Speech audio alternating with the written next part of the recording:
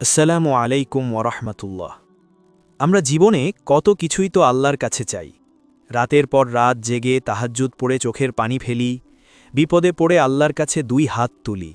কিন্তু মাঝে মাঝে আমাদের মনে প্রশ্ন জাগে, আমার দোয়া কেন কবুল হচ্ছে না? আমি তো আল্লাহর কাছেই চাচ্ছি, তবুও কেন আমার জীবনে পরিবর্তন আসছে না? আপনি কি জানেন, আমাদের নিজেদেরই কিছু ভুলের কারণে আমাদের দোয়া আল্লাহর দরবার পর্যন্ত পৌঁছায় না? আজ আমরা এমন ৩টি কাজের কথা জানব, যে ৩টি কাজ করলে দোয়া কবুল হয় না।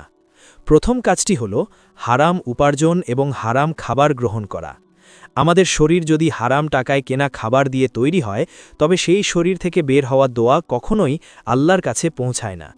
রসুল সাল্লাল্লাহু আলাইহি ওয়াসাল্লামের হাদিস অনুযায়ী একজন ব্যক্তির কথা জানা যায়, যে দীর্ঘ সফর করে ক্লান্ত হয়ে ধুলো মাখা শরীরে আকাশের দিকে হাত তুলে দোয়া করছিল, কিন্তু তার খাবার ছিল হারাম, পানীয় ছিল হারাম এবং তার পোশাকও ছিল হারাম।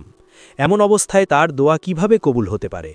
তাই আমাদের অবশ্যই খেয়াল রাখতে হবে, আমাদের আয় রোজগারের পথ যেন শতভাগ হালাল হয়। হারাম পথে অর্জিত ১ টাকাও যেন আমাদের পেটে না যায়। দ্বিতীয় কাজটি হল দোয়া করার সময় তাড়াহুড়ো করা বা নিরাশ হয়ে যাওয়া। আমরা অনেকেই ভাবি, আজ দোয়া করলাম, কালকেই যেন ফল পেয়ে যাই। যখন দেখি ২ বা ৩ দিন পার হয়ে গেছে অথচ কিছুই হচ্ছে না, তখন আমরা হতাশ হয়ে পড়ি। আমরা বলা শুরু করি, আমি এত দোয়া করলাম, কিন্তু আল্লাহ আমার দোয়া শুনলেনই না।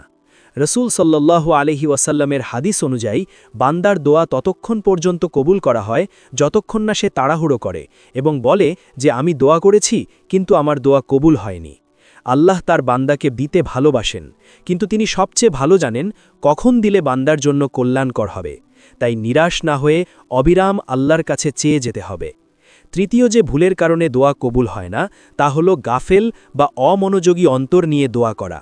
আমরা অনেকেই অভ্যাসবশত হাত তুলে মুখে কিছু একটা বলি, কিন্তু আমাদের মন পড়ে থাকে দুনিয়ার অন্য কোনো চিন্তায়। মুখে আল্লাহর কাছে জান্নাত চাচ্ছি, অথচ মন ভাবছে ব্যবসার হিসাব বা সংসারের চিন্তার কথা। রসুল সাল্লাল্লাহু আলাইহি ওয়াসাল্লামের হাদিস অনুযায়ী আল্লাহ এমন কোনো বান্দার দোয়া কবুল করেন না যার অন্তর গাফেল এবং অমনোযোগী। দোয়া করার সময় মনকে সম্পূর্ণভাবে আল্লাহর দিকে ফেরাতে হবে, একদম একনিষ্ঠ হয়ে আল্লাহর কাছে চাইতে হবে। এমনভাবে চাইতে হবে যেন আপনি সত্যিই একজন ভিখারি এবং মহান রবের সামনে দাঁড়িয়ে ভিক্ষা চাইছেন। দোয়া করার সময় আল্লাহর প্রশংসা এবং রসুল সাল্লাল্লাহু আলাইহি ওয়াসাল্লামের উপর দরুদ পাঠ করা অত্যন্ত জরুরি। এরপর নিজের মনের সব কথা আল্লাহর কাছে খুলে বলুন। সবশেষে পবিত্র কুরআনে বর্ণিত সুন্দর সুন্দর দোয়াগুলো বেশি বেশি পড়তে পারেন, যেমন রব্বানা আতিনা ফিদ দুনিয়া হাসানাতাও ওয়া ফিল আখিরাতি হাসানাতাও ওয়া কিনা আযাবান নার।